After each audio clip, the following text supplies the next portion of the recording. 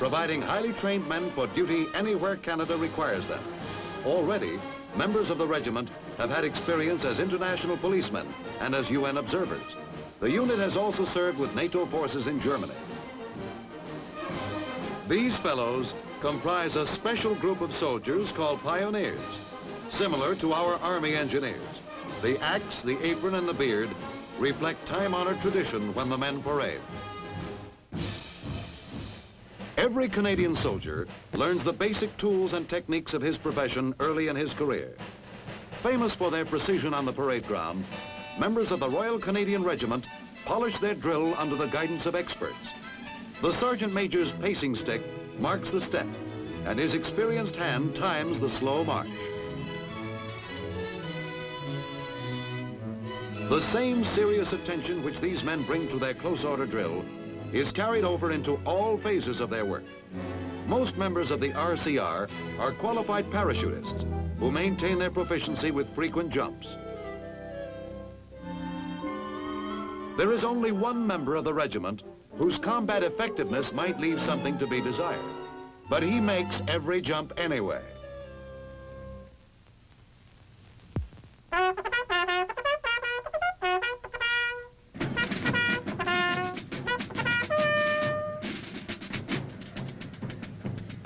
Canadian regiments display their colors in a solemn and moving ceremony. At Edmonton, the 2nd Battalion of the famous Princess Patricia's Canadian Light Infantry troops the color.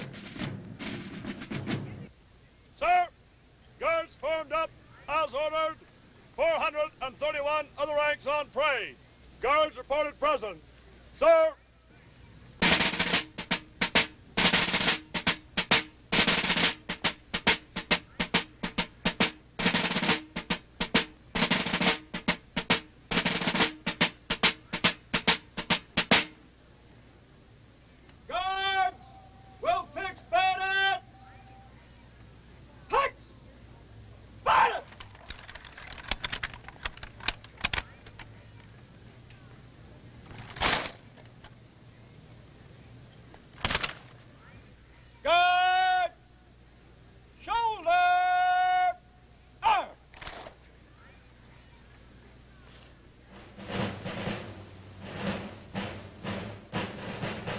Brigadier Hamilton Galt, founder of the Princess Patricias in 1914, was this year's guest of honor.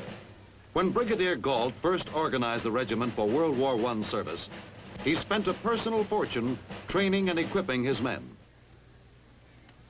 General, salute. Present. Arms. The most junior officer in the unit receives the color from the regimental sergeant major. The ceremony is derived from the age-old battle practice of rallying around the flag. The color is displayed so that all might be able to know it well and recognize it on the battlefield. Escort! Fire the color! Present! Out!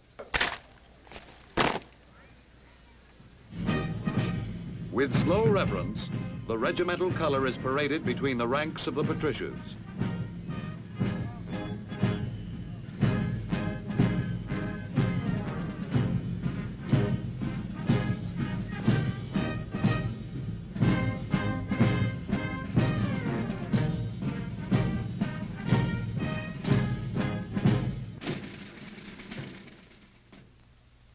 Guards will march fast in slow and quick time. Slow, forward.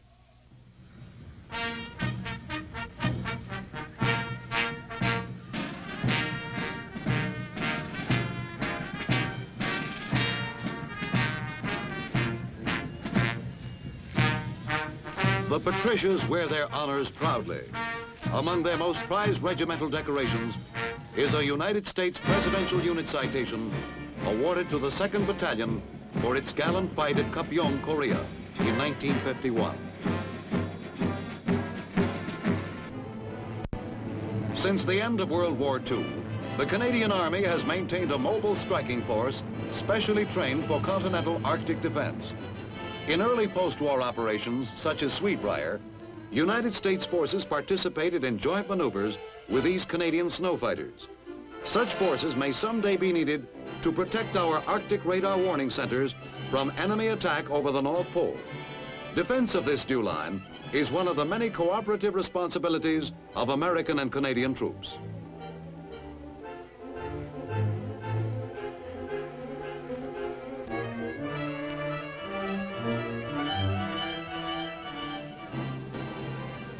At Gagetown, New Brunswick, typical permanent facilities are designed to accommodate all the needs of a busy army.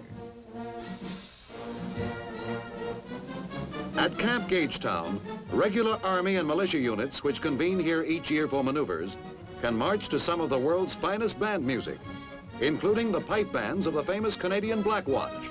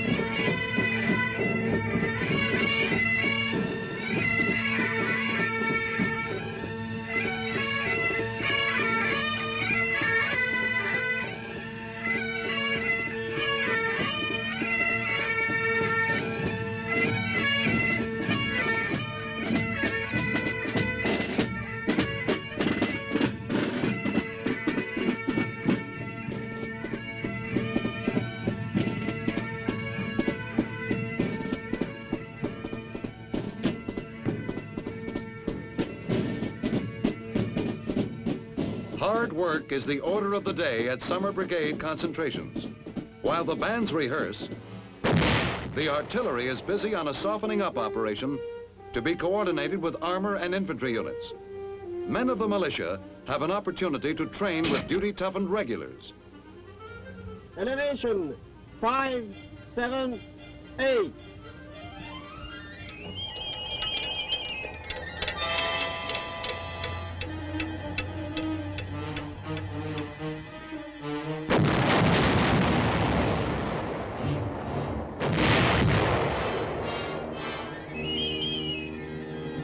The Armored Corps, too, gets a chance to show what it can do. Saddle action, traverse right. Steady, on. 800, tank, fire!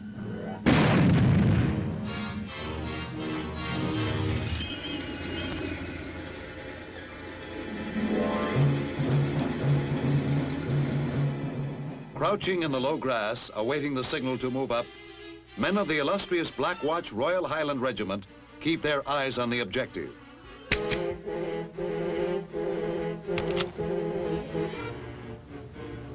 Hello, one. Hello, one.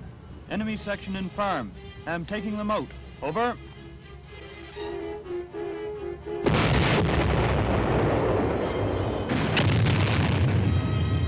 And taking them out. How many times in 2 world wars and Korea did that simple message spell the end for an unfortunate enemy?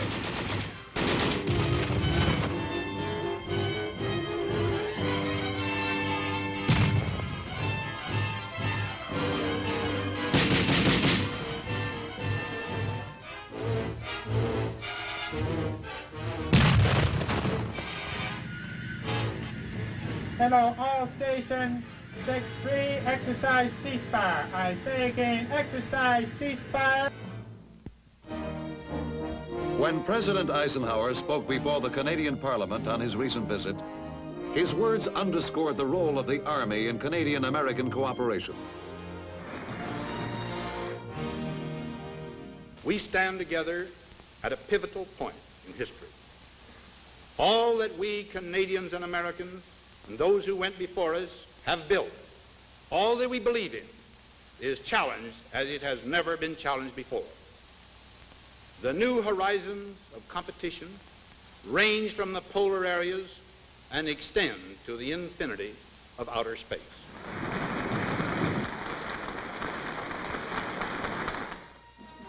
One of the most successful endeavors of English-speaking allies is the Tripartite Standardization Board, made up of high-ranking officers from Canada, Britain, and the United States.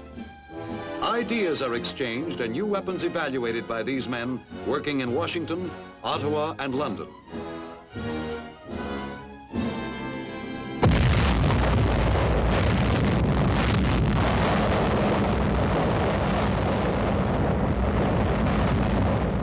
When American troops maneuvered with live nuclear weapons at Desert Rock Proving Ground recently, Canadian units participated, thereby gaining valuable experience on a simulated atomic battlefield.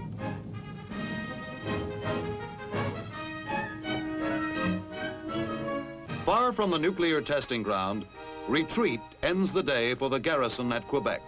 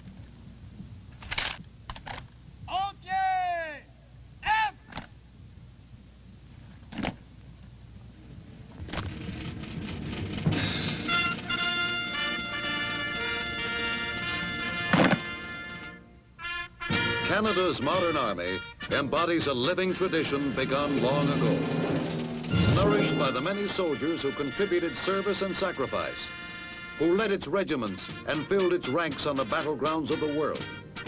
To them and to the men who follow, to those who stand guard over their country today, Canada and the free world are indebted.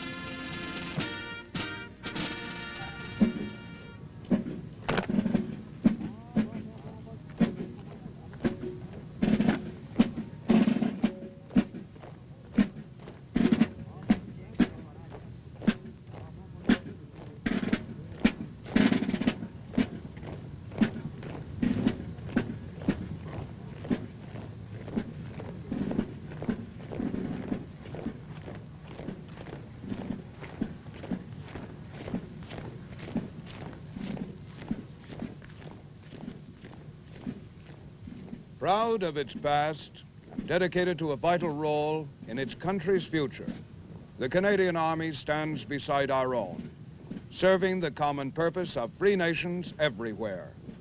Now, this is Sergeant Stuart Queen, your host for The Big Picture.